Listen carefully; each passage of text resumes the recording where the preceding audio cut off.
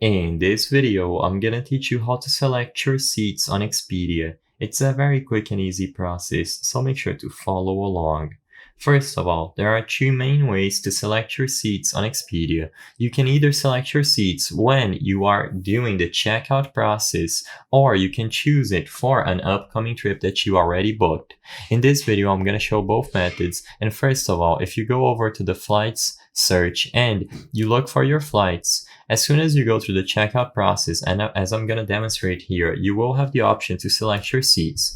So as you can see, I'm just going to go ahead and pretend I'm booking this flight. You can do this process on your phone as well through the mobile app if you wish. When you reach the flight details and the ability to review your trip, you will see the seats option. As you can see, for a lot of flights, this option will be readily available, but depending on the airlines that you have, they will not allow you to pick it over here. So in this case, all you have to do is click your seat from here and then click select. Once your seat has been selected, you will be able to choose it for all the other flights and continue your booking. You can then go to the checkout process to finish everything. As soon as you select your seats, they will be attributed to your flight and you will be able to board as usual. Alternatively, if you have a trip coming up and you want to manage the seats for the upcoming trip that you have, select support instead or click the support icon on the mobile app.